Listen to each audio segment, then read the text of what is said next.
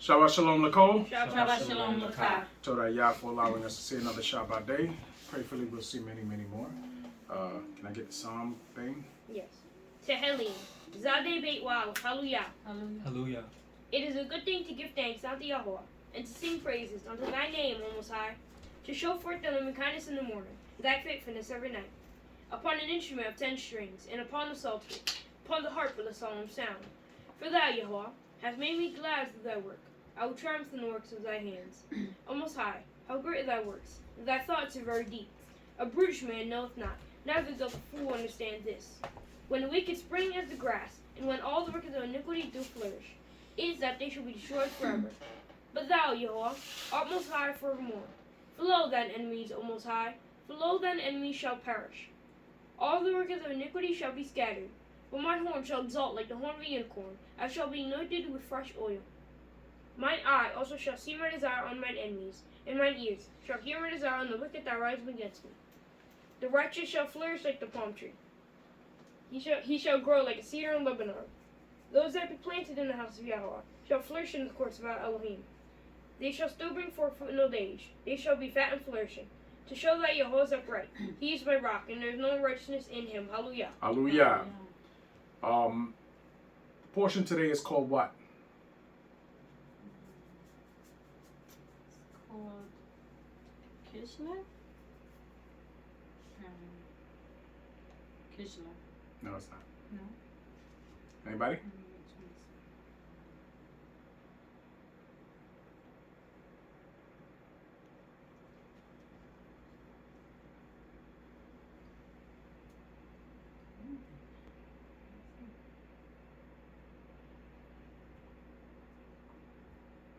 Wayeishev. Wayeishev, right? Is that what it is? Yes. I guess you don't know what it means either, right?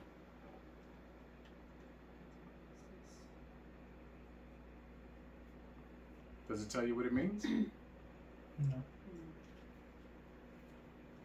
It says finding light, making change. All right. This portion is from chapter 37, right? Through 40 and 23, I think. Yes.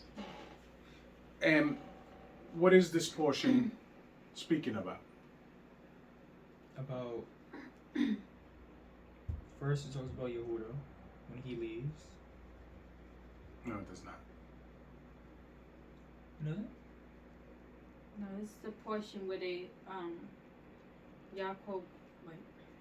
This is the portion where Yehoshaphat gets sold. Naya, but the first chapter But- is Yehuda. And Ona. That's 38. And then No, 39. 37 is the chapter we start from. 37. 37 and 1, right? Mhm. Yes? Yes. 37 and 1 does not speak about Yehuda yet. That's 38, right? Oh, okay. Yes? Yes. No, it's not. Oh, okay. It's a yes or a no because 37 Wait, speaks 37 about and the 1. selling of Yehoshaphat. Yes? Yes.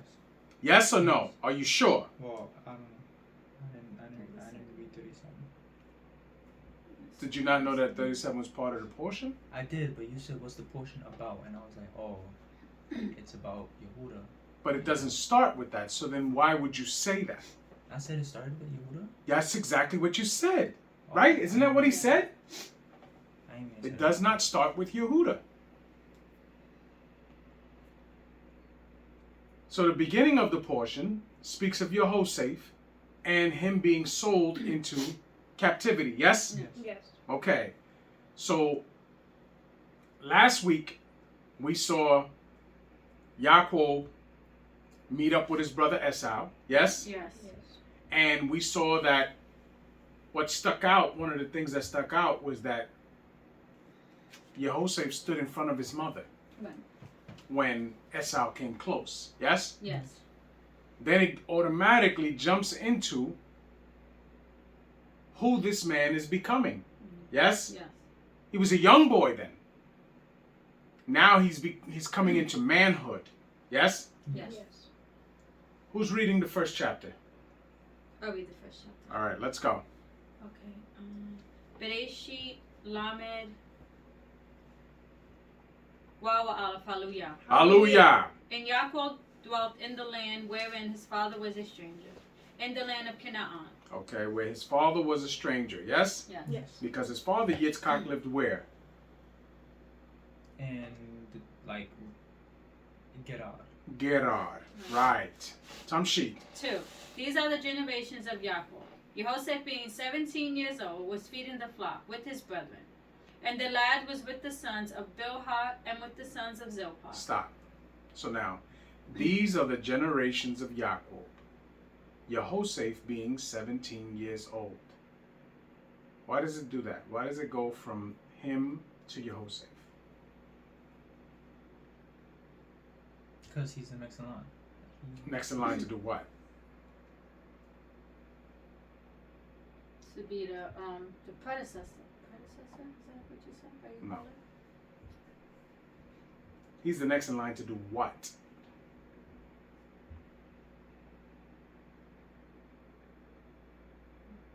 Hmm?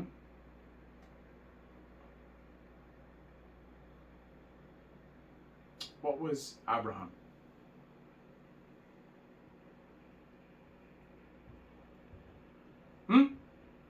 What was Abraham?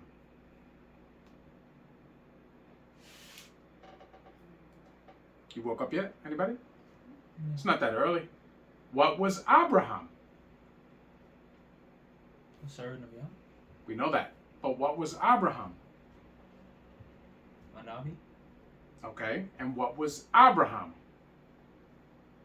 Father of many nations. But what is that called? What is the word they use in Hebrew? I mean, in what's the Oh, Elohim to people? No. What is the word as far as in conjunction with family? What is the word? What was he?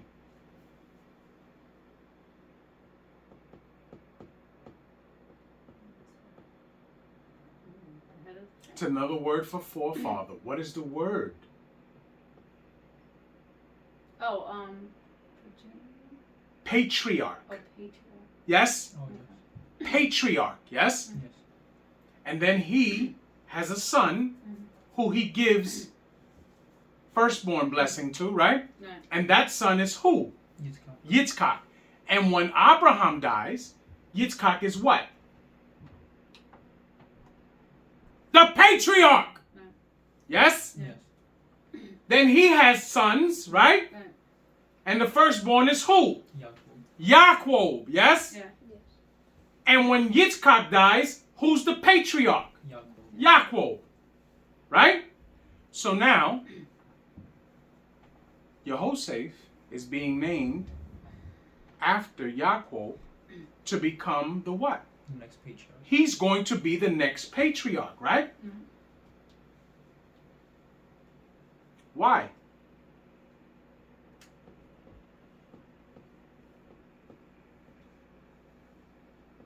Because he's going to get the firstborn blessing. Right, he got the firstborn blessing, but why? Or he's going to, why? Because what Reuben? He squandered. his Because life. Reuben disqualified himself. Yes? Yes. See,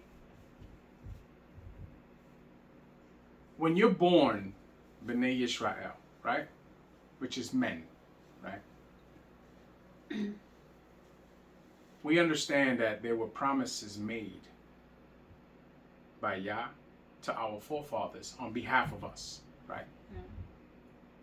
Those promises are going to come to fruition because Yah said they would. Where we have certain control is we can disqualify ourselves from those promises. They're going to go to someone. But it doesn't have to be us. And I mean individually. It's going to go to B'nai Yisrael, but it doesn't have to be us individually. Because we can disqualify ourselves. Do you understand? The choices and the actions that we commit here are going to either disqualify us or keep us in line with the promises. Right? Yes. The same way we are being cursed because we made our forefathers made choices, and along the line we continued in the bad behavior. Yes? Yes. These are choices that we've made. Right? We discussed last week that the curses are upon who? Amen. B'nai Israel. B'nai Yisrael. Don't just say the men. We have a title. Right. But it is the men of Yisrael. Yes? Yes. Now, the children to those men and the wives to those men can either be a help during the time that the men are suffering under the curses, or they can be the cause and the suffering to the men. But it's their choice to make. Do you understand? Yes. But at the end of the day, the promises that Yah made to our forefathers on behalf of us, we have the power to disqualify ourselves by our actions or keep ourselves in line to receive. We can do it. That's why we're here. Time sheet. Okay, I'm at the end of 2.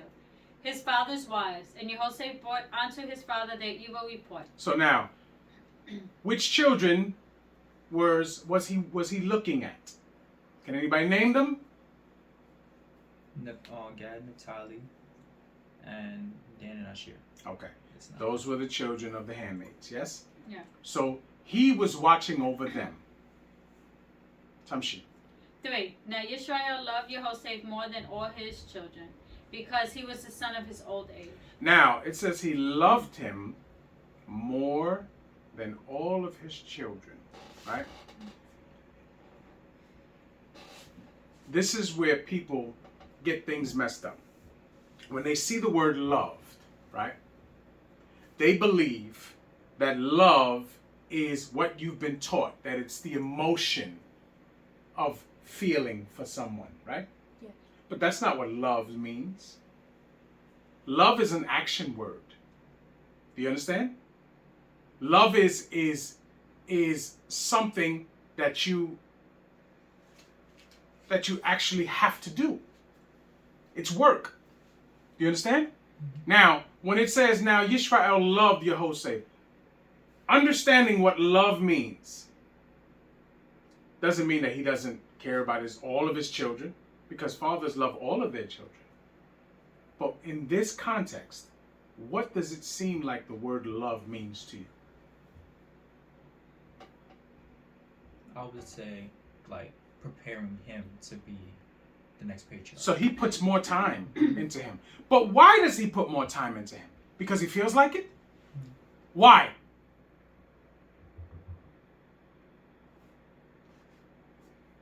Come on.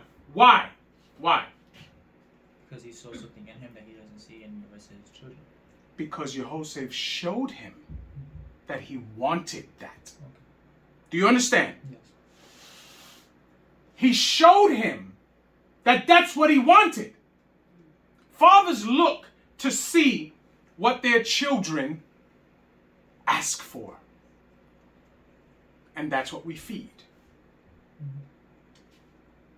So Yehoshaphat has shown him. Remember what we just read last week. He was the only one to stand in front of his mother. That the notice has been taken. Okay, something different. This one right here may be the one that's going to be the head of this family when I'm gone. He's watching this. He's watching this. Tamshi. Okay, I'm in the end of 3. And he made him a coat of many colors. And when his brother... Now, when it says, it's funny how he made him a coat of many colors, right? What did he make him?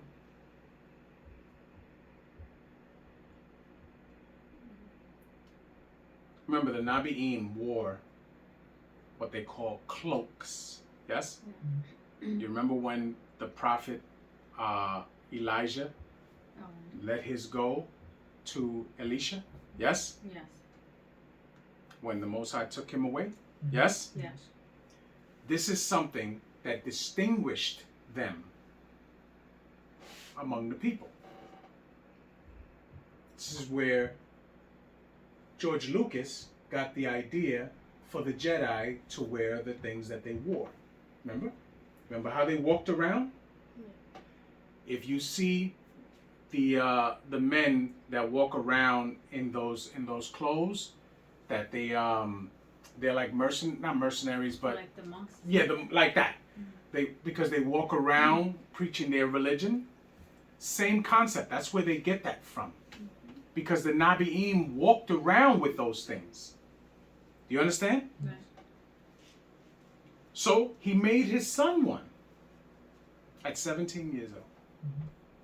Because his son showed interest in being that caliber of servant to Yah. Apparently the other sons didn't show that.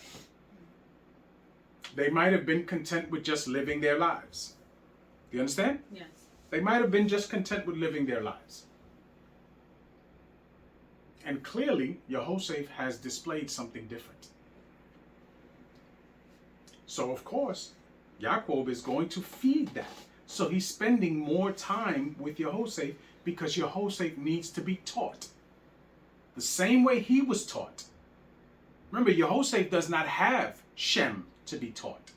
He does not have Noach to teach him. He does not have Abraham to teach him. Yes? Yes. So Yaakov has to teach him. Tamshi. 4. And when his brethren saw that their father loved him more than all his brethren, they hated him, and could not speak peaceably unto him. Stop. So now, they noticed that their father spent more time with him. And instead of them looking in the mirror and saying, why am I not getting that teaching? Or why am I not showing myself to be the one deserving of that? They'd rather hate Yehoshaphat because he wants to be what his father is. That's an evil mindset. Do you understand? Yes. That's evil.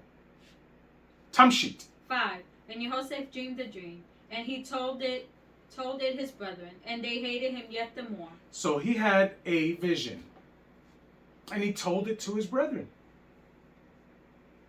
And they hated him even more. Tamshit. 6. And he said unto them, Hear, I pray you, this dream which I have dreamed. For behold, we were binding sheaves in the field, and lo, my sheaf arose, and also stood upright. And behold, your sheaves stood round about, and made obeisance to my sheaf. Now, his dream was he had sheaf in the field, and his sheaf rose up above the sheaf of his brothers. And theirs made obeisance to his. Now, we have hindsight because we've read these scriptures. But he's being given prophecy that he's going to be the head and the patriarch of this family in time to come. Now, he has no idea what's going to happen to him until that point. Because it is not a smooth sail, and it is not a smooth transition, as we will know. But he has been given this prophecy. Tamshi. 8. And his brothers said to him, Brethren said to him, Shalt thou indeed reign over us? Shalt thou indeed reign over us? So they understood the dream. Yes? Yeah. They understood it. Tamshi. Or shalt thou indeed have dominion over us? Mm-hmm. And they hated him yet the more for his dreams and for his words. And they hated him more for his dreams and his words. Yes? Yes. Now remember, not once did they say, the vision cometh from Yah. Yes? Yes. Not once did they even mention that. In their mind, he's inventing this because he thinks he's better than us. Right? Yes. Tamshi. 9. And he dreamed yet another dream, and told it his brethren, and said, Behold, I have dreamed a dream more. And behold, the sun and the moon and the 11 stars made obeisance to me. The sun and the moon and the 11 stars made obeisance to me. Again, we have hindsight. At this point, they don't understand what he's saying. All they think is, you think to be above us? They're older than him. All of them are older than him. Tamshi. 10. And he told it to his father and to his brethren, and his father rebuked him. And his father rebuked him.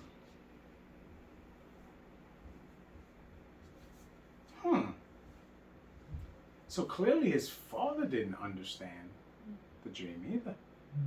But he didn't even give himself time to think about it. He moved instinctively.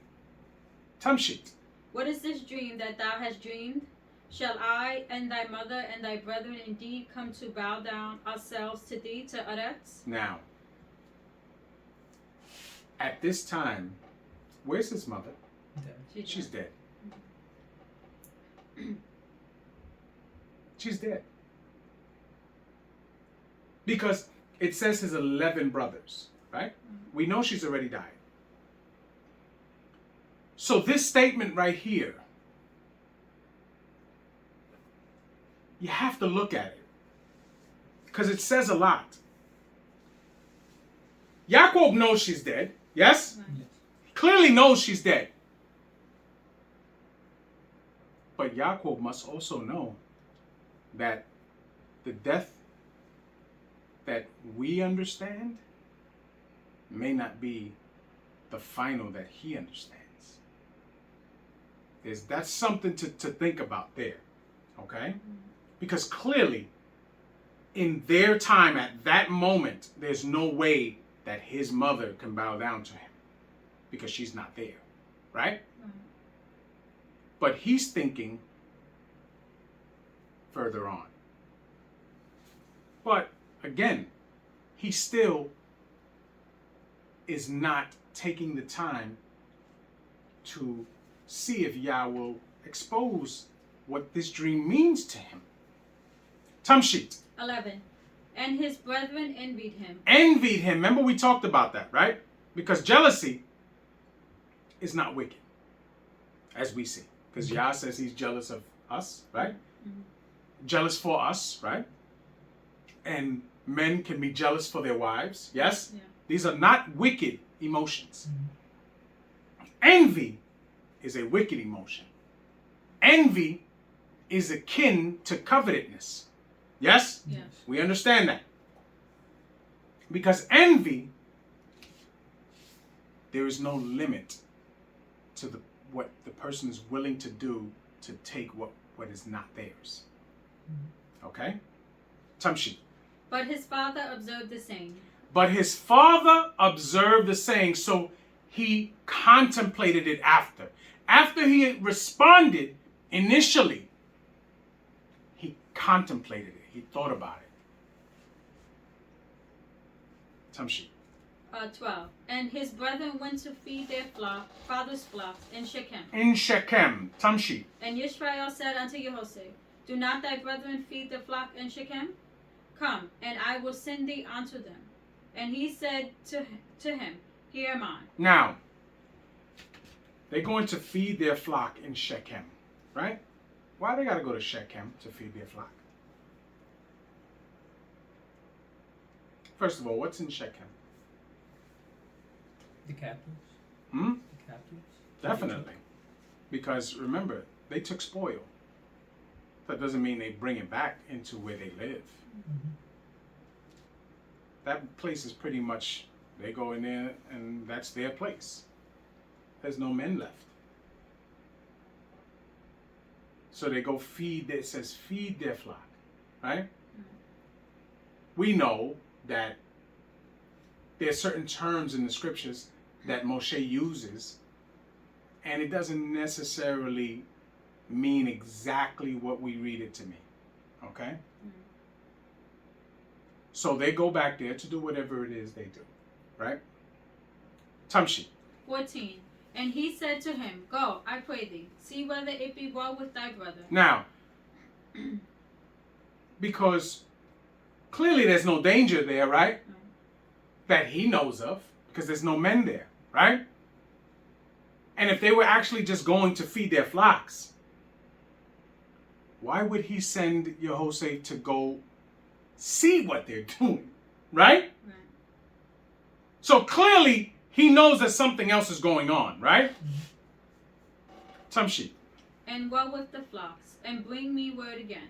So he sent him out of the vale of Kebron, and he came to Shechem. And a certain man found him, and behold, he was wandering in the field. Stop. And it says, a certain man found him, right? What does it say in Hebrew, Khalil, on that verse? Can you read that to me? It says, Wayimtzaehu ish wehine to'eh basadeh wayish alehu All right, let's stop. ha'ish. Let me go into it so I can look at it.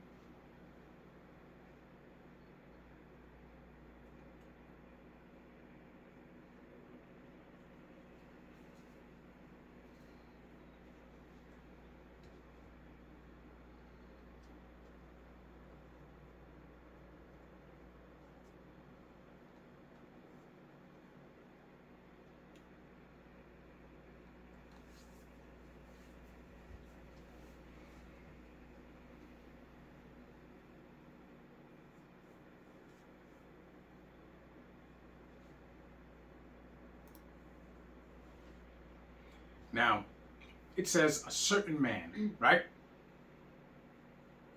But it doesn't name this man, right? The chapter before this, remember where they are, right? They're still in the same vicinity as before. But the chapter before, Yaakov wrestled with the man, right? Now we know that that wasn't a man per se, right? We know that it was an adversary, yes? And yet we get introduced to a certain man found him. Now remember, when the other man wrestled with Yaakov, it says that he grabbed his hip, right? And knocked it at a joint, right? But we understand that that's hip talk, right? That's poetic talk of Moshe. For you to understand that that adversary could not defeat Yaakov, because why? Because he found no what's the word he used? Yes, he found no iniquity in him. He found no iniquity in Yaakov. See, the adversary can only deter those that he finds iniquity in. So Yaakov, he did not find iniquity in Yaakov, so he could not defeat him. He could not avert his course. But by it saying that he knocked his, in English, his hip out of joint, right? When we understand that in Hebrew it says Hagid, and Hagid is the private region of a man, it's talking about his seed. So that same adversary that could not find iniquity in Yaakov found iniquity in his sons. Found iniquity in his sons. So this adversary speaks to Yehoshaphat. And what does he ask him? Tamshi. Okay, middle 15. And the man asked him, saying, What seekest thou? What seekest thou? Tamshi. And he said, I seek my brethren. Tell me, I pray thee, where they feed their flocks. Tell me, I pray thee, where they feed their flocks. Remember what his father said to him. Bless me, or tell me thy name, right? You remember? Yeah. It's eerily similar to how Yehoshaphat responds to him. Eerily similar. Why would this random man know where his brethren are? And why would Yehoshaphat know he knows where his brethren are? Do you understand this? It's like I'm walking down the street and I'm looking for somebody. And I see somebody that I don't know. And I ask them, where's my son? Because I know that he knows where my son is. But this man is not even named. Right? You don't know where this man is from. Doesn't tell you where he's from. Doesn't tell you where he just came from. It doesn't say any of that. And doesn't even tell you he should know. But clearly, Yehoshaphat knows he knows. 17. And the man said, they are departed hence, for I heard them say, let us go to Dathan. And Yehoshaphat went after his brother. So now, this man not only knows who his brothers are, but overheard them saying, let us go to Dathan. Right? How does that happen? How could that even make sense?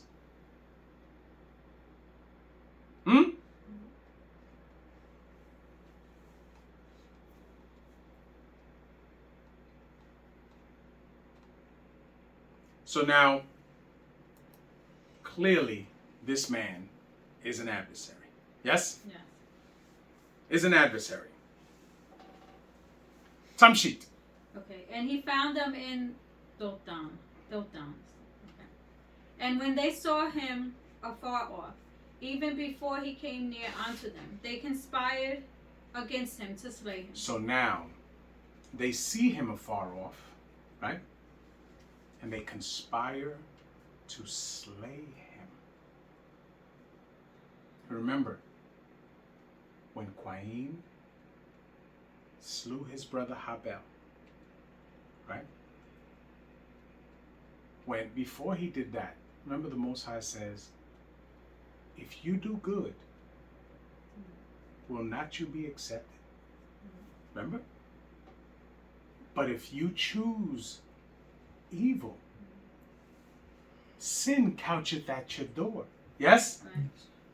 Which means that you attract it to you. You attract it to you. And it is what you will continue to be. Do you understand? Yes. And hearing that, clearly Cain chose the bad side because he ends up slaying his brother. Now think of that. The adversary has found iniquity in the brothers. And they, instead of going the other way, they think to slay their brother. Tamshi. 19. And they said one to another, behold, this dreamer cometh. Come now, therefore, and let us slay him, and cast him into some pit. And we will say, some evil beast have devoured him. And we shall see what will become of his dreams. So now, think about this. They're saying, if we kill him, right? If we kill him, his dream can't come true. This is their mindset. If we kill our brother, his dreams can't come true. Tamshi. 21. And Reuben heard it, and he delivered him out of their hands, and said, let us not kill him. So now Reuben heard it and says, let us not kill him. But not because it's the right thing to do, But because Reuben understands that he's already transgressed his father. So he's thinking personally, maybe I can fix what I did wrong by saving this son that he put so much time into. Which we know that's not going to change. Tamshi.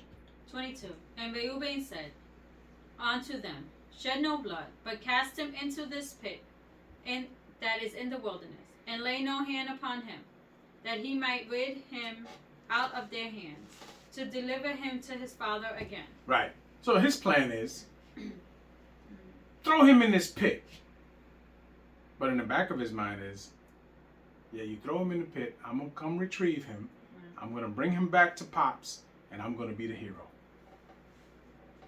And all of you are going to be worse off than me, because all I did was lay with Pop's concubine. When he finds out that you wanted to kill his son, Tamshi. 23. And it came to pass, when Jehoshaphat was come unto his brethren, that they stripped Jehoshaphat out of his coat. His cloak. Yes. His cloak of many colors that was on him. So now, this is the envy. This is the envy. They rip off what his father gave him. Think of the mindset of these men. Yes? Yes. Tamshi. 24. And they took him and cast him into a pit. And the pit was empty. There was no water in it. And they sat down to eat bread. And they lifted up their eyes and looked. And behold, a company of Ishmaeli came from Gilead with their camels, bearing spicery and balm and myrrh, going to carry it down to Mitzrayim. And Yehudah said unto his brethren, What profit is it if we slay our brother, and conceal his blood? Come, and let us sell him to the Ishmaeli, and let not our hand be upon him. For he is our brother, and our flesh. And his brethren were content. So now,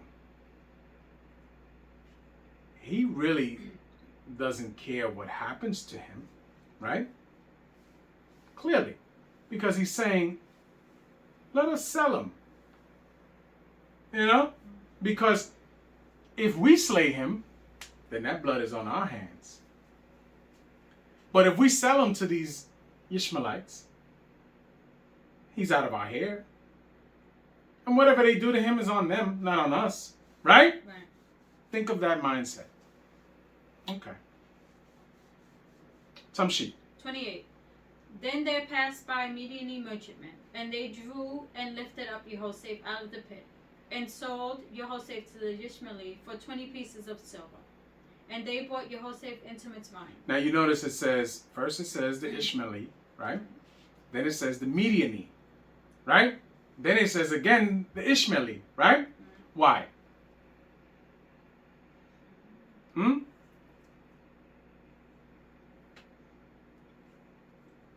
Because they're all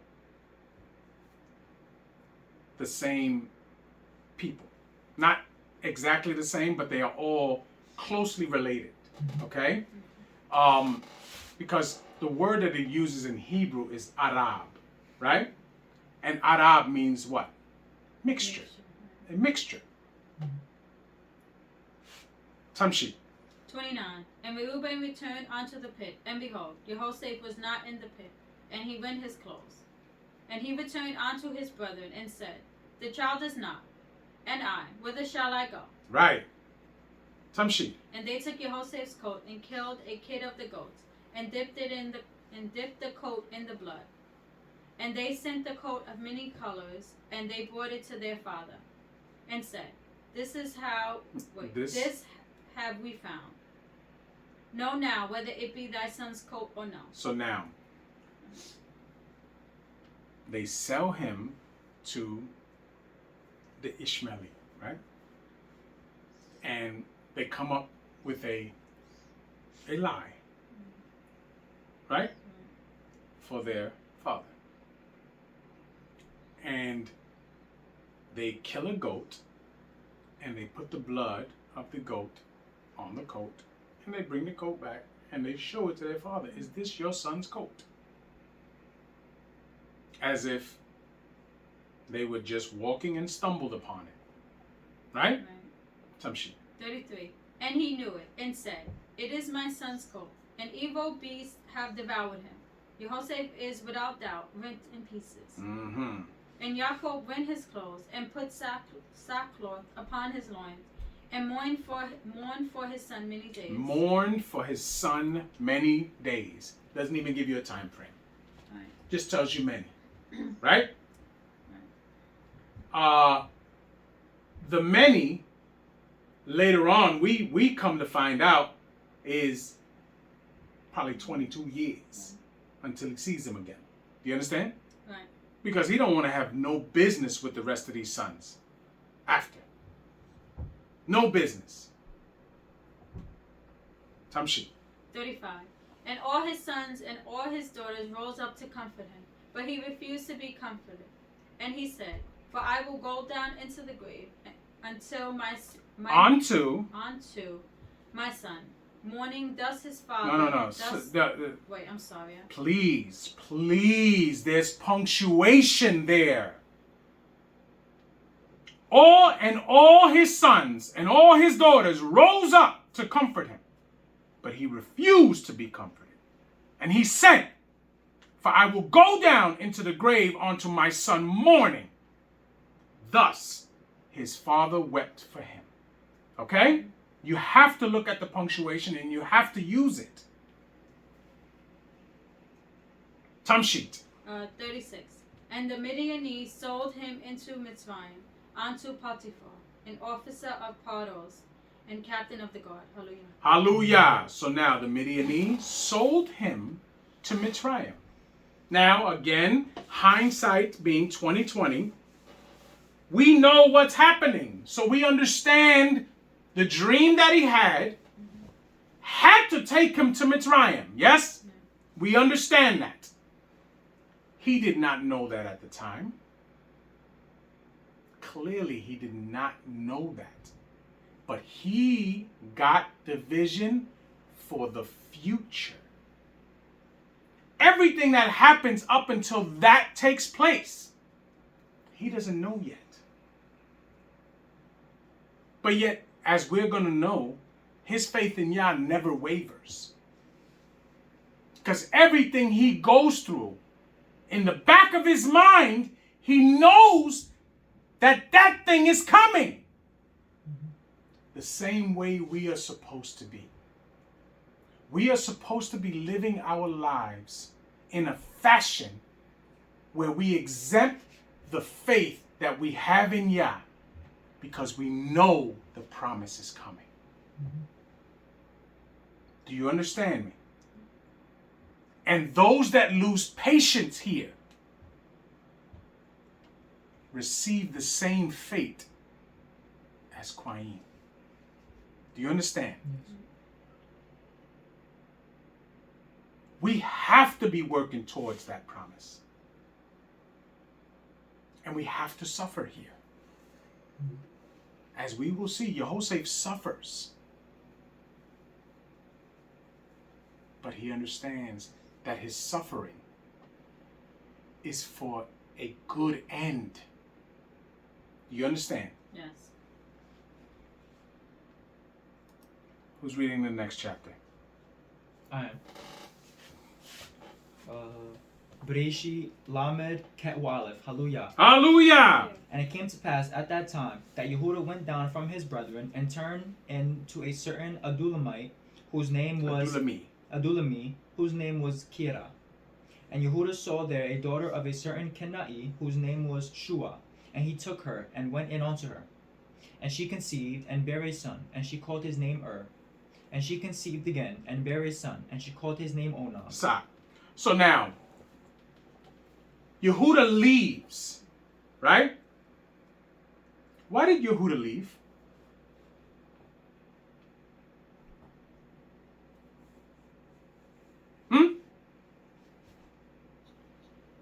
Whose plan was it to sell him to the Midianite? Oh, His. Yes? Yeah. His plan. So because they followed his plan, his father was in mourning. Yes? Yes. So now, he couldn't stand to be there to watch what he is putting his father through. So he runs away. The whole situation is a cowardice situation. From the beginning to when he runs away, it's a cowardice situation. So he runs and he goes to see his boy, the Adulami, right? Kira. He goes to see him, right? And he goes and finds a wife from the Canaanite people. Now, clearly, he's not supposed to do that. Yes? Yes. But he does it. And he takes a wife named Shua. And he has a son with her. And his name is Yes? Yes.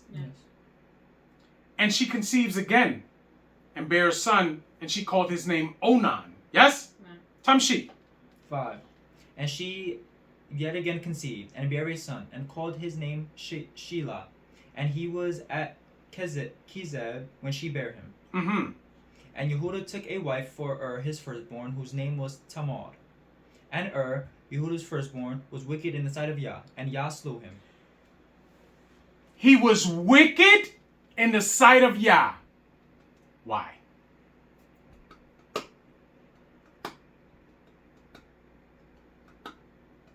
I want to say because Yehuda taught him. Like, Yehuda brought him up, right? Yehuda runs from what he created, right? Mm-hmm. He created that mayhem and the way and in the state that his father is in. He created that. Mm-hmm. He runs from it. And in his mind, running from it, he can escape it? No. So his first son is wicked. Yes? Yes. You cannot run from Yah. Because Yah will find you wherever you go. So his first son is wicked. And what happens? Yah slew him. So now the same pain that he caused his father, he has to endure. Yes? Yes. He has to endure. Tamshi. And Yehuda said unto Onan, Go in unto thy brother's wife, and marry her, and raise up seed to thy brother. So now he tells his son, you must go in unto your wife, your brother's widow, and raise up seed for your brother. Right? Right. Why? Because he's still thinking about himself. He's thinking about his heir. He could not leave anything to because is now dead. Yes? Yeah. So you must raise up son for your brother. Tamshi. And Onan knew that the seed should not be his. And it came to pass, when he went in unto his brother's wife, that he spilled it on the ground, lest that he should give seed to his brother. So now, his second son does wickedly in the sight of Yah. Mm-hmm. Because the Torah stipulates that if your brother die and he have no sons, you must go in unto his widow and give her seed to raise up for your brother's name. Yes? Yes. And he said, no, I'm not doing that. Tamshi. And the thing which he did displeased Yah, wherefore he slew him also. And the thing that he did displeased Yah, and he slew him also. So now he has two sons that he's mourning. You can't run from Yah.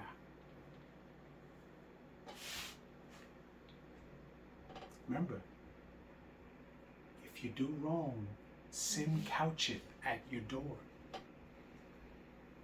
And to him shall be your desire. Yes? Yes.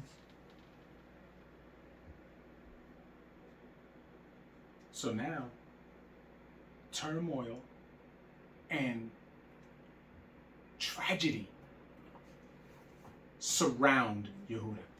Yes? Yes. But he earned it. He earned it. Tamshi. Then said Yehuda to Tamar, his daughter-in-law, remain a widow at thy father's house, till Shelah my son be grown. For he said, lest peradventure he die also, as his brethren did. And Tamar went and dwelt in her father's house. Stop.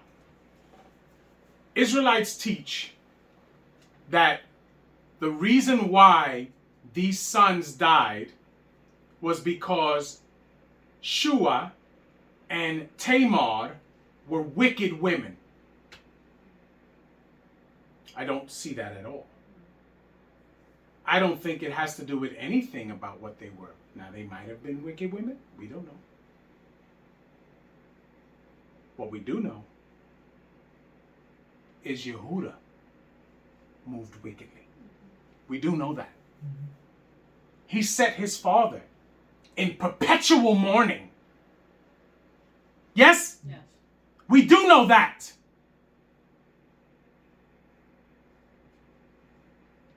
So the one here who's clearly the wicked one is Yehuda. Tamshi. And in process of time, the daughter of Shua, Yehuda's wife, died. And Yehuda was comforted and went up onto his sheep shearers. Now, this is where they believe that Shua was wicked. It says, because in the process of time, the daughter of Shua, I'm sorry, that's not her name, that's her father. That's her father. The daughter of Shua, Yehuda's wife, died. And Yehuda was comforted. You know what they say? They teach that he was happy that his so-called wicked wife was dead. But it's clearly not what that means.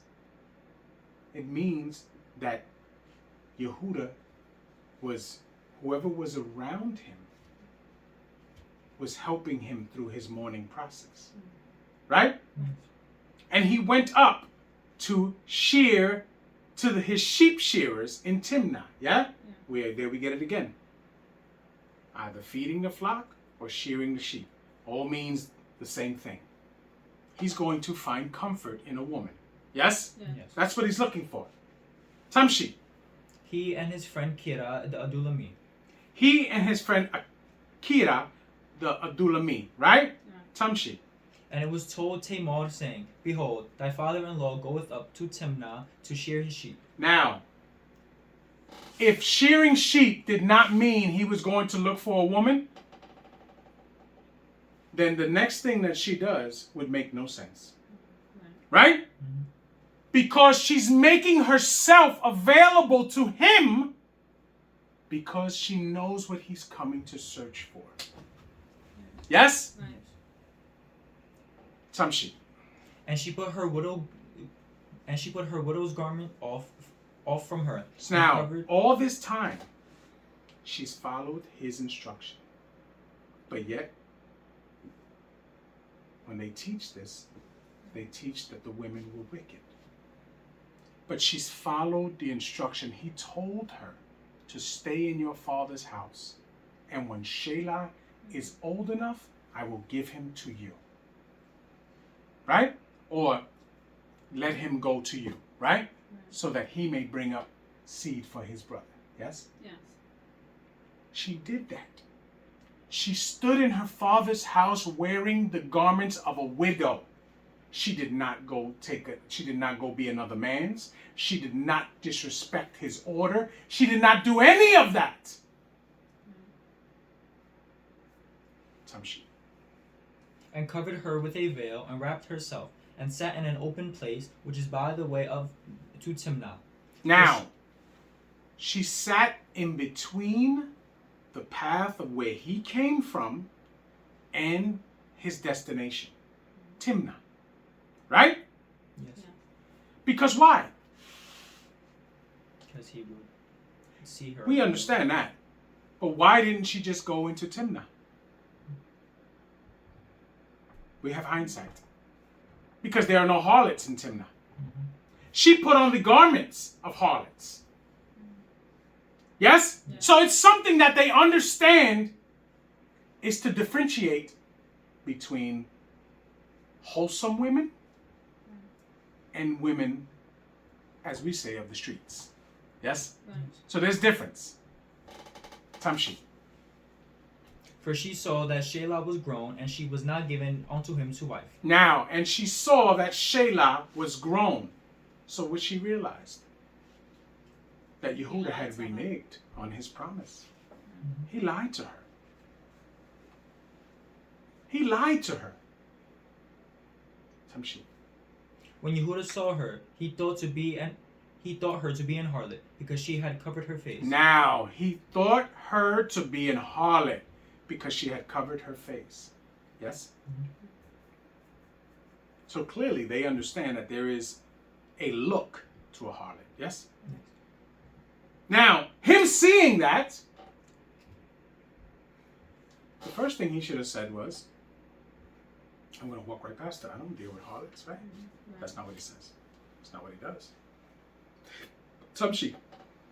And he turned unto her by the way, and said, Go to, I pray thee, let me come in unto thee. For he knew not that she was his daughter-in-law. And she said, What wilt thou give me, that thou mayest come in unto me? So now, it says, but he did not know she was his daughter-in-law. But he clearly knows she was a harlot in his mind, right? Mhm.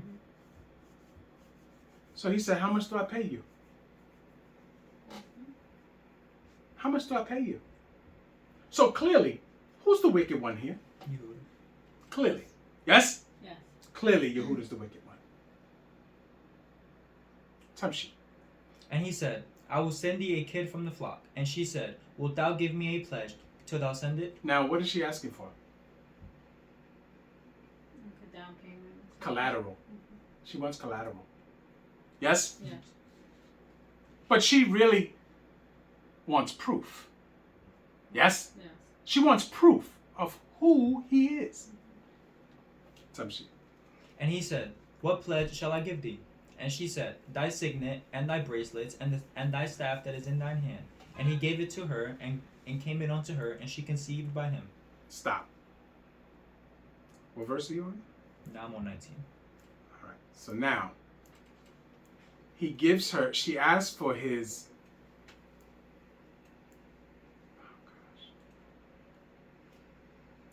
she asked for his signet, his bracelets, his staff. These are all things that show who he is. In modern times, it's like her asking, give me your driver's license. Yes? Yes. Give me your driver's license and your social security card. So, without thinking about it, he gives it to her. Yes? Yes.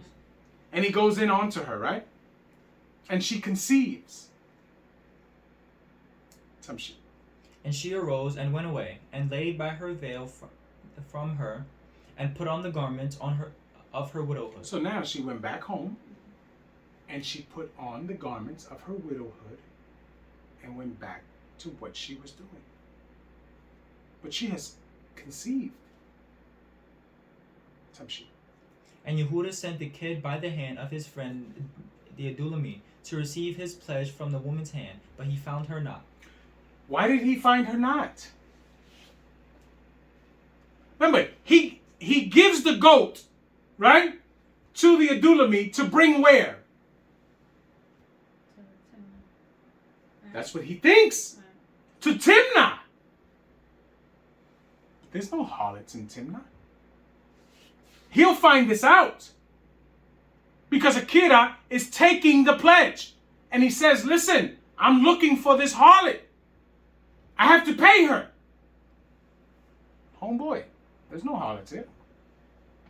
What are you talking about? Mm-hmm. Think about that. The men of that town. Whoa. We don't raise harlots here. We don't allow harlots here. Which is why she caught him before he got there. Do you understand? Yes. Tamshi. Then he asked the men of that place, saying, Where is the harlot that was openly by the wayside? And they said, There was no harlot in this place. There was no harlot in this place. You kidding me? We ain't raising harlots here. We got wives and daughters. Some shit. There's a problem now. Mm-hmm. Do you understand? Mm-hmm. There's a problem. Some shit. And he returned unto Yehuda and said, I cannot find her. And also the men of the place said that there was no harlot in this place. Right. And Yehuda said, Let her take it to her, lest she be shamed. Behold, I sent this kid, and thou hast not found her. Stop. Let her take it to her what? Take what to her?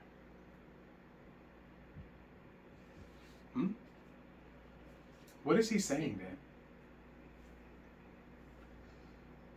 The secret? The secret, yes!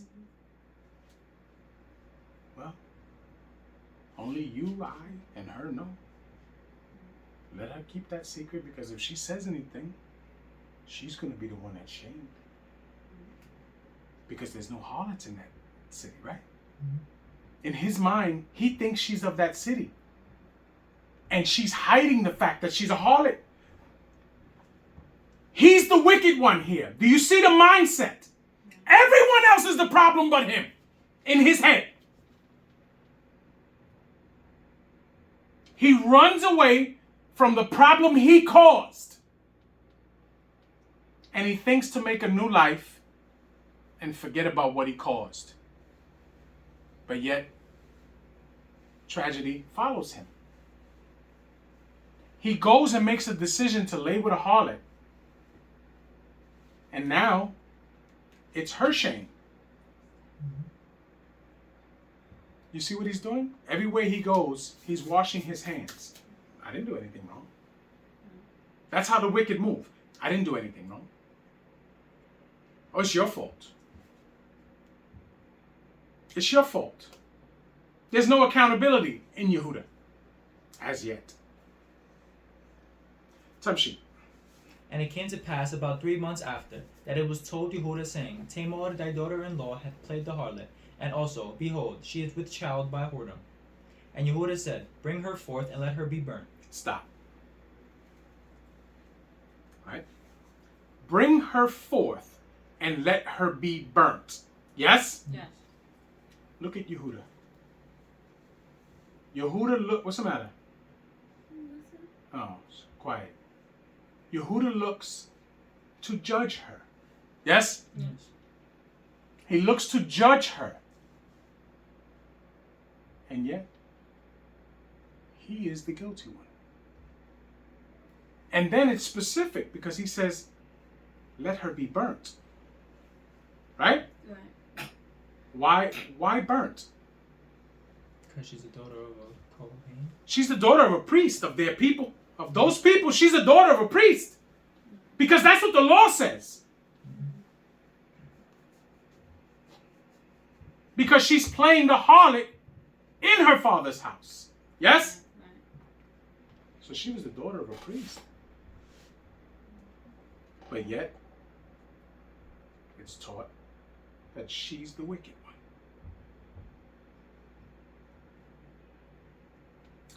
Okay. 25. When she was brought forth, she sent to her father-in-law, saying, By the man whose these are, am I with child? And she said, Discern, I pray thee, whose are these, the signet and bracelets and staff? So now, she sends the message to her father-in-law, Yehuda. I am pregnant by the man who owns these.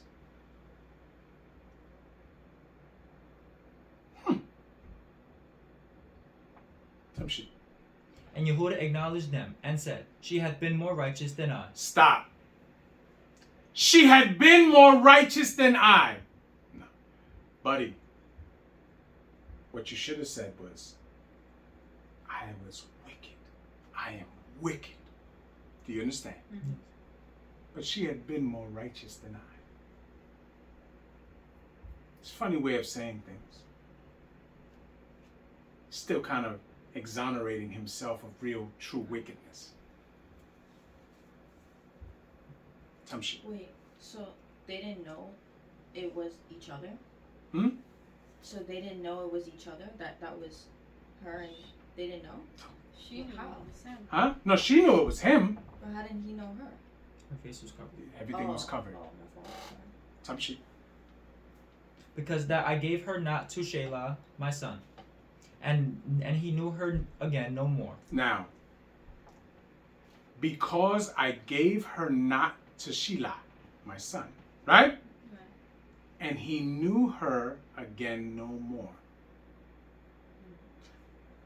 Not because every decision I've made up until this point was wrong.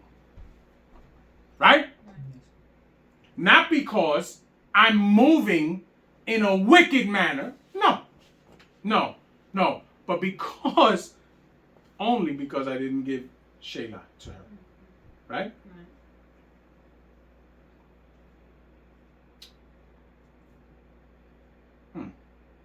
Tamshi. And it came to pass in the time of her travail that, behold, twins were in her womb. So, twins were in her womb. Yes? Right. Why twins?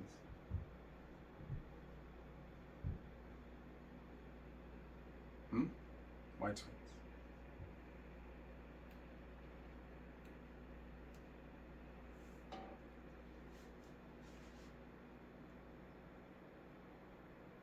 Why twins? Anybody?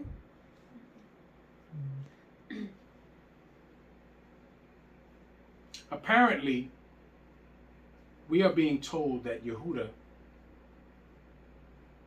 is changing. It has to be, right? Because these two sons are, in essence, a replacement for and Onan. Yes? Yes. Because the seed of Yehuda comes through one of them going forward. Yes? Yes.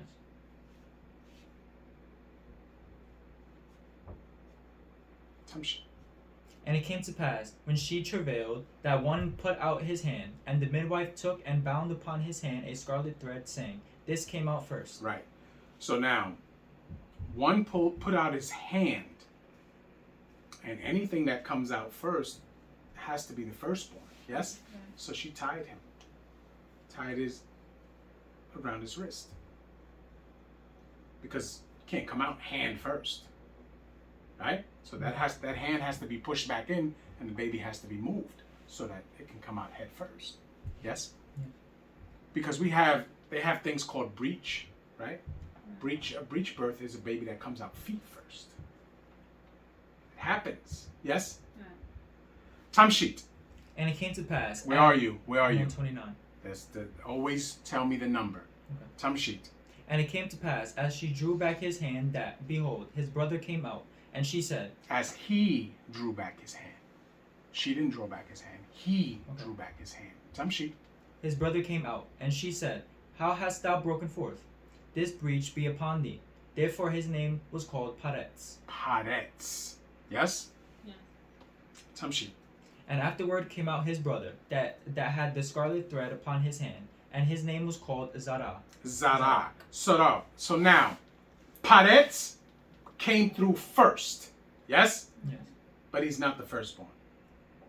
Because the firstborn is the one that had the thing tied around his wrist. But he came out second. Right? Zarak. Right? Who does the line of Yehuda continue through? Paretz. Paretz. Paretz. Which is very, very familiar to our situation anyway. Because Yaakov came out second, yes? Yes. You remember? And the line goes through him, yes? Nice. In the Apocrypha it says, for Yaakov held the heel of Esau when Esau came out, right? And it's a prophecy to what's to come. Because the world that we're living in is the world of Esau. But the world of Yaakov is the one that's coming. That's the world where the promise is. Do you understand? Yes. But we have to endure the world of Esau to show ourselves worthy of that other world of Yahweh. Do you understand? Yes. Who's reading 39? Okay, whenever you're ready.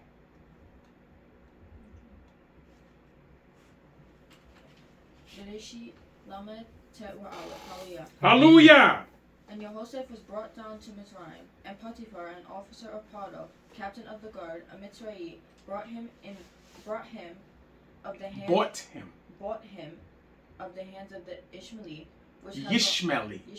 which had brought him down thither. So now, Potiphar is an officer of Paro, yes? Yes. Captain of the guard, yes? Yeah. This is a high-ranking individual, yes? Yeah. He purchased Yehoshaphat, yes? Yes. To be what? A servant. Servant. He purchased him. Tamshi. 2. And Yah was with Yehoshaphat, and he was a prosperous man. And Yah was with Yehoshaphat. Remember? The same way as his father was hired by Laban, right? Prosperous. So that means that everything he put his hands forth to do flourished. These are things that people take notice of, especially in those times. They take notice of that. This man is different. This man is a blessed individual because he is my servant, and whatever he touches flourishes. Tamshi. And he was in the house of his master, the Mitzrayim. And his master saw that Yah was with him. And his master saw that Yah was with him because he took notice. He took notice. Tamshit. And that Yah made that all. Wait, hold on. And that Yah made all that he did to prosper in his hand. And that Yah made all that he did to prosper in his hands. See, this man Potiphar is not stupid.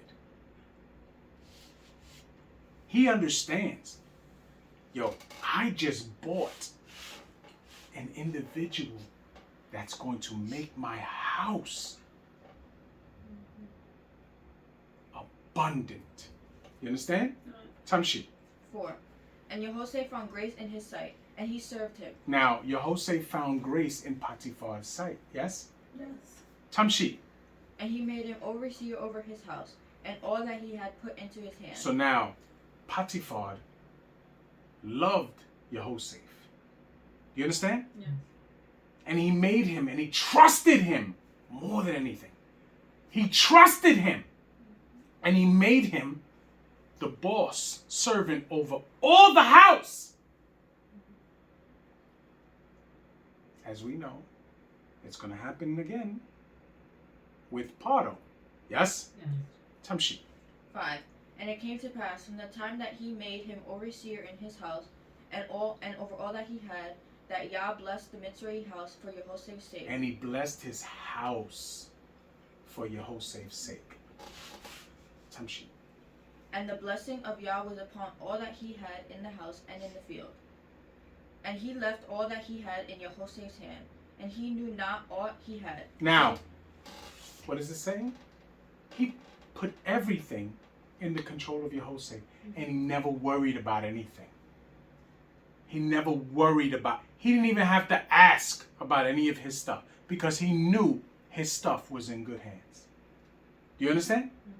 Tamshi. Save the bread, which he did eat. And Yehoshaphat was a goodly person and well favored. Now, the only thing Yehoshaphat took was what he ate. The meals that he ate, he didn't put his hands to anything that was his master's. Yes? He ate his food. That's it. Which was his right. He had to eat. And Yehoshaphat was a goodly person and well favored. What's that mean?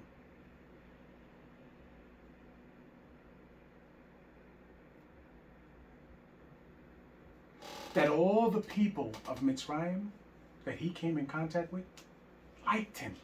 Mhm. They liked him. No one had anything bad to say about him. Tamshi.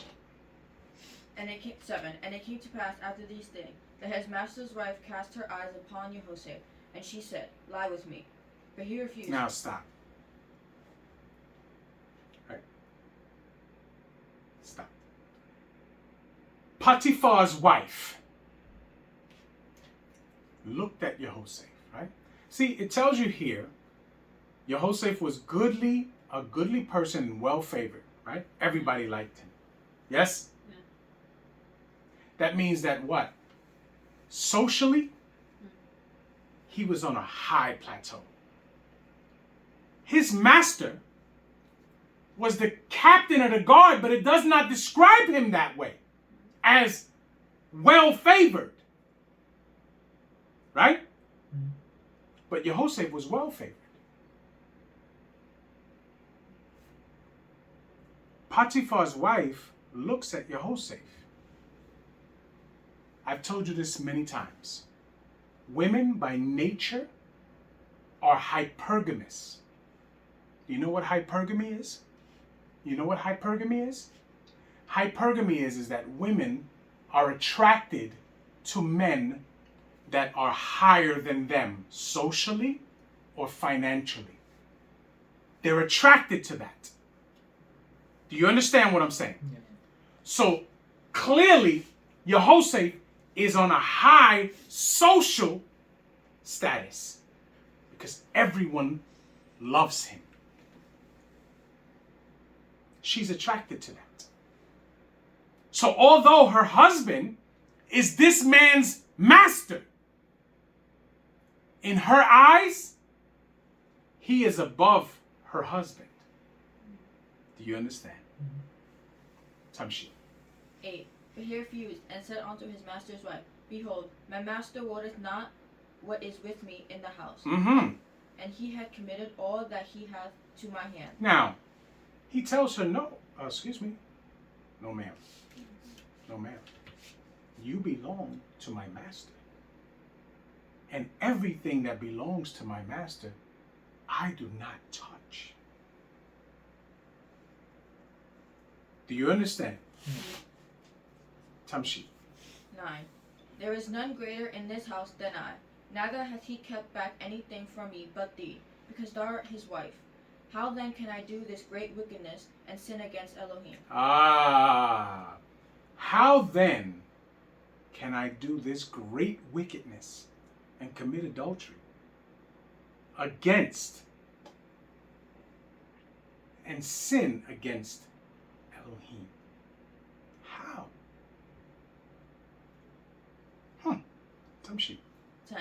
And it came to pass, as she spake to Yehoshaphat day by day. Now, she was persistent.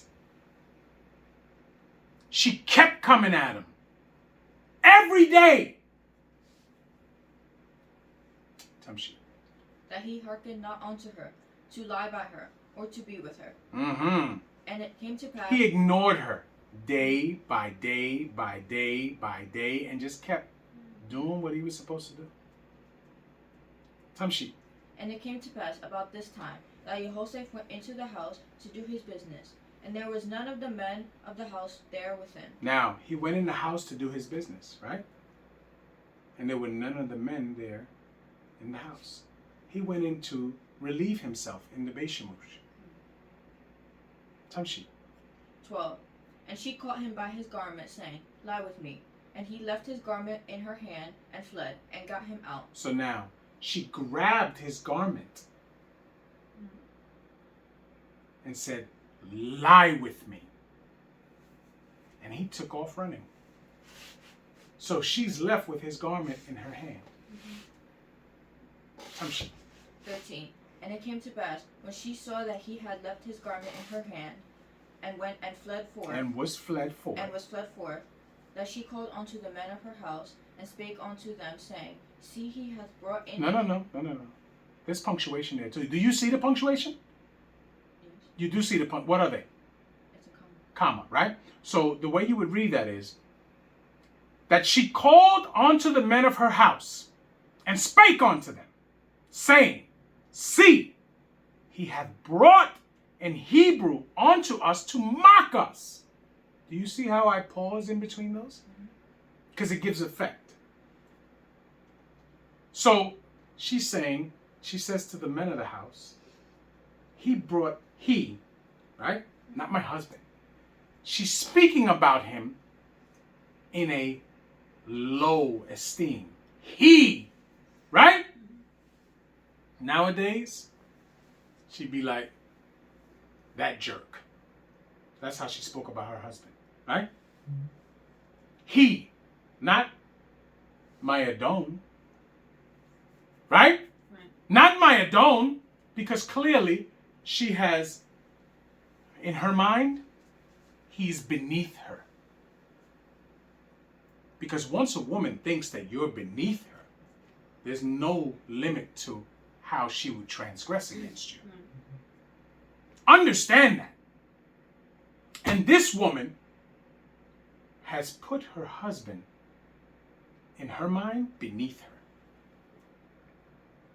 Tamshi. He came in unto me to lie with me, and I cried with a loud voice. She screamed out, right? She cried out. But it doesn't tell you she cried out. Because he didn't do anything to her. Tamshi. And it came to pass, when he heard that I lifted up my voice and cried, that he left his garment with me and fled and got him out. Now, this is her story. He tried to rape me. And I screamed, and he got scared, and he ran. Clearly, we know that didn't happen. Tamshi. 16. And she laid up his garment by her, until his Adon came home. And Now, she spake, his Adon came home. Her husband, right?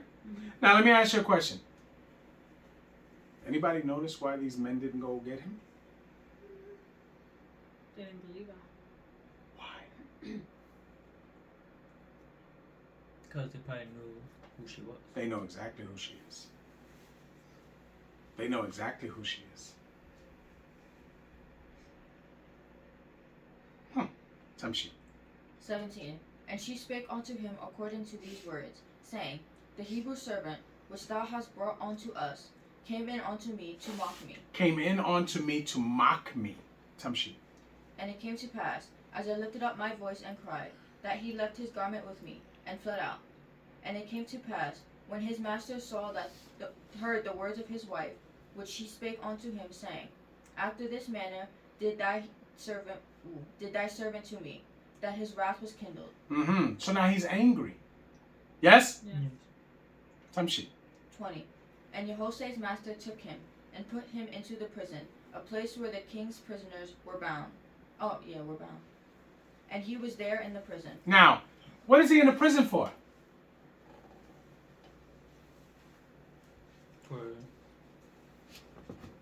To what?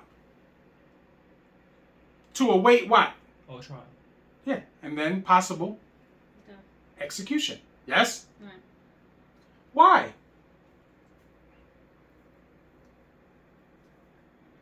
Well, there was no two or more witnesses. So There's no witnesses to this effect. Right. It's just her word against his at this point. Right? Right. And what do you think Potiphar did? He probably thought about it a little bit.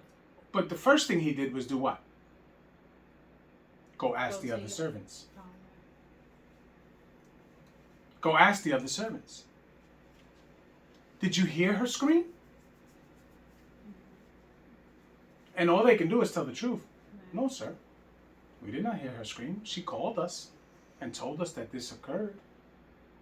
But we did not hear her scream. Because he knows his wife too. So he puts Yehoshaphat in the prison. Tamshi. 21. But Yah was with Yehoshaphat, But Yah was with Yehoshaphat. Hallelujah. Tamshi. and showed him mercy, and gave him favor in the sight of the keeper of the prison. So now he goes into the prison as an accused adulterer. Yes? Oh no, Right. as an accused attempted adulterer. Yes? Right. And he finds favor in the sight of the leader of the prison. Time sheet. 22. And the keeper of the prison committed to Yehoshaphat's hand all that the prisoners that were All the prisoners that were in prison. in prison. And whatsoever they did there, he was the doer of it. So now, he ran the prison. He ran the prison. Time sheet. 23. The keeper of the prison looked not to anything that was under his hand, but Yah was with him. What? Because Yah was with him, sorry. Because Yah was with him. This is a blessed individual. We hear a lot of this in this place. Oh, I'm blessed. I'm blessed. I'm blessed. I'm blessed. No, he was blessed. He was blessed. Time sheet. And that which he did, Yah made it to prosper. And Hallelujah. that which he did, Yah made it to prosper. There's a script.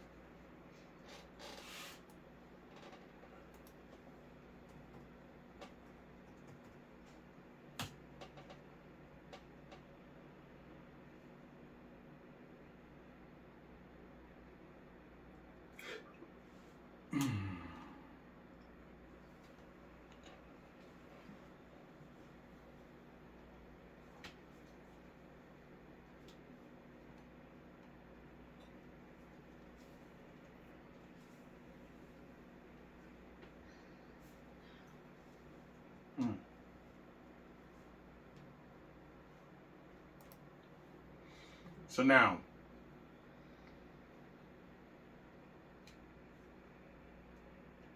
all of these things that Yehoshaphat has to endure, did we once hear him question Yah? No. Did we once hear him complain? No. Not once. He was taught. He remembers a little bit of what his father went through during the time he spent with Laban, right? And yet, everything that Yaakov put his hands to flourished. Yes? Yeah. So he remembers all of this.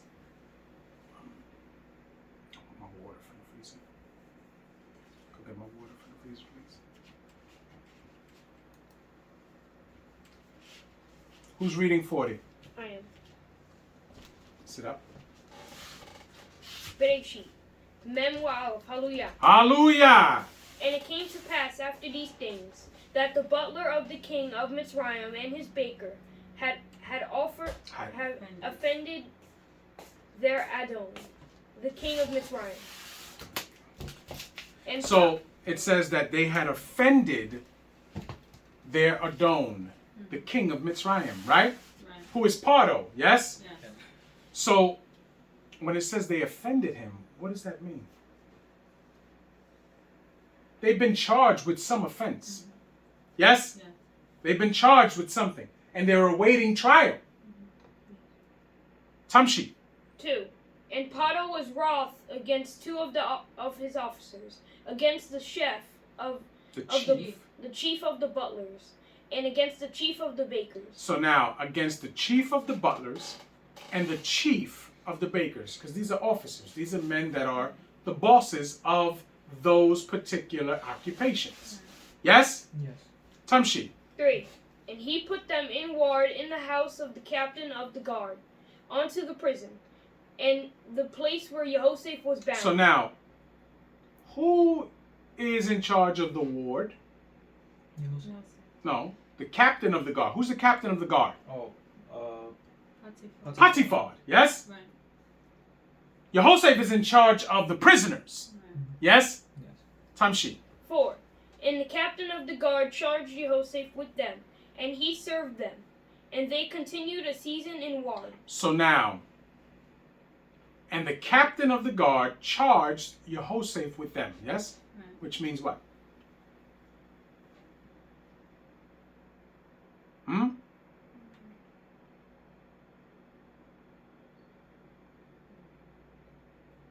He was put to oversee them, yes? Yes. But he, being a servant, did what? He served them, yes? Yes. He served them in the prison, right? And he gained their what? Trust. Yes? Yeah. Time sheet. 5. And they dreamed a dream, both of them, each man his dream in one night, each man according to the interpretation of his dream. The butler and the baker of the king of Mitzrayim, which were bound in the prison.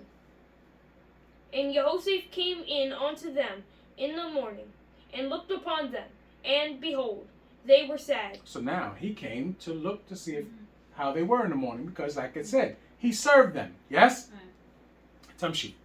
7.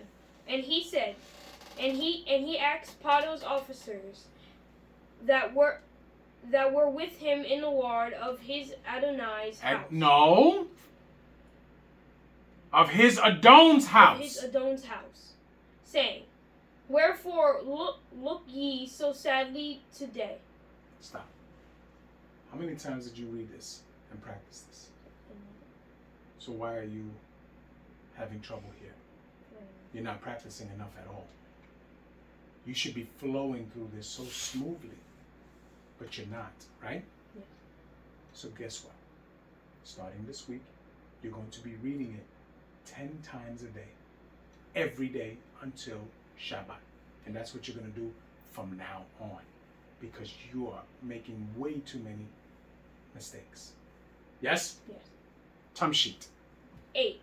And they said unto him, We have dreamed a dream, and there is no interpreter of it. So now, he sees something is wrong, and he asks them, Why are you so sad? What's going on? And they inform him that we both have dreamed dreams, but there is no interpreter of dreams. Yes? Right. Because the interpretation of dreams comes from who? Yeah. Yeah. Tamshi. And Yehoshaphat said unto them, Do not interpretations belong to Elohim? Right? Elohim. Do not interpretations belong to Elohim? Tamshi. Tell me then, I pray you. So now, we've been told numerous times already that all of the people knew that Yah was with Yehoshaphat. Yes? Yes. So he says, do not interpretations belong to Yah? In part, he's saying, you know a man who fears Yah and keeps commandments, right? You know him. So if that's the case, inquire of Yah through his servant. Yes? Yes. Tamshi. 9. And the chief butler told his dream to Yehoshaphat, and said to him, In my dream, behold, a vine was before me, and in the vine were 3 branches, and it was through it, What? and it was as though it budded, and her blossoms shot forth, and the clusters thereof brought forth ripe grapes. And Pato's cup was in my hand, and I took the grapes, and pressed them into Pato's cup, and I gave the cup unto Pato's hand. Into Pato's hand. 12. And Yehoshaphat said unto him, This is the interpretation of it. The 3 branches are 3 days. Mm-hmm. Yet within 3 days shall Pato lift up thine head, and restore thee unto thy place. And thou shalt deliver Pato's cup unto his hand, into his hand, after the former manner, when thou wast his butler. So now, the dream is 3 days shall he be put back into his position as chief butler for Pardo. That's his dream. Tumsheet. 14. But think on me when it shall be when with thee. And Stop. Read that again. But think on me when it shall be well with thee. Mm-hmm. And show kindness, I pray thee, unto me, and make mention of me unto Pardo, and bring me out of this house. Mm-hmm. So now he says, when this occurs, show kindness unto me. And tell Pardo that I was the one who was able to give you the interpretation from Yah. Yes? Yes. Yes. Tumshi.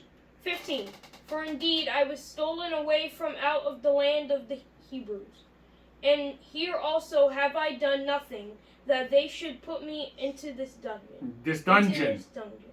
The dungeon. Dungeon. The dungeon. Tumshi. 16. When the chief baker saw that the interpretation was good, he said unto Yehoshaphat, I also was in my dream, and behold, I had 3 white baskets on my head. Stop. So it says, the chief baker listened, and he saw that the interpretation was good. Because clearly, when he dreamed his dream, he did not feel, to him it was a nightmare, right? He did not feel confident in his dream. But since the interpretation was a good one, he figured I'd get the same. Tumshi.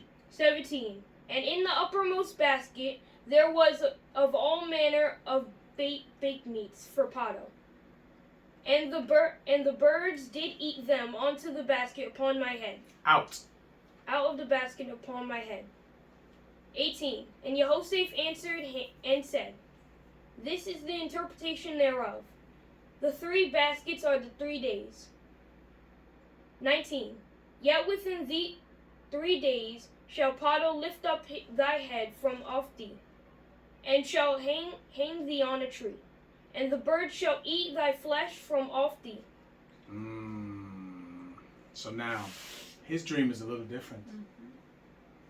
His dream is, in 3 days, Pardo shall hang you.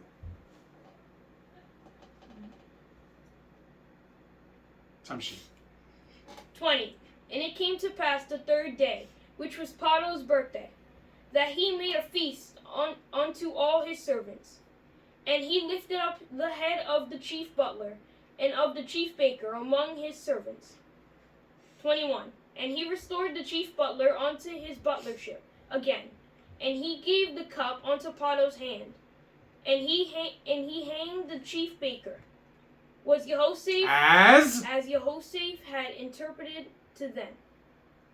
Yet did not the chief butler remember Yehoshaphat, but forgat him. Hallelujah. Hallelujah. So now, it came true the way Yehoshaphat gave them the interpretation from Yah. It came true.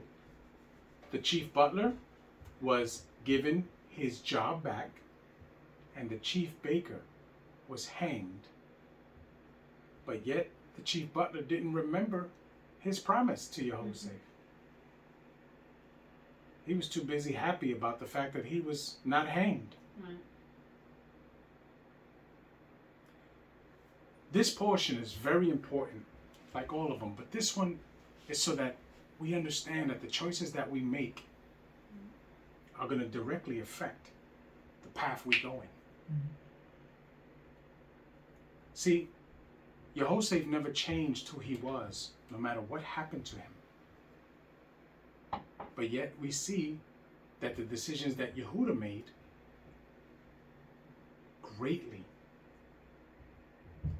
brought turmoil into his life. And clearly he didn't have to do any of that. But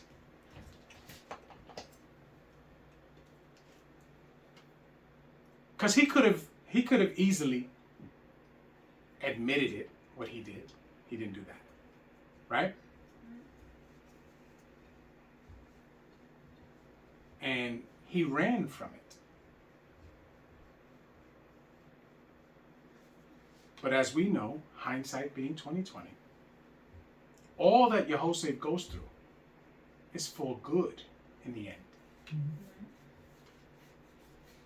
Any questions? What are you going to do this week to come? Practice 10 times a day. 10 times a day. Because you understand that that's unacceptable, right? Okay. All right, with that being said, we're going to break. Can you stop the recording?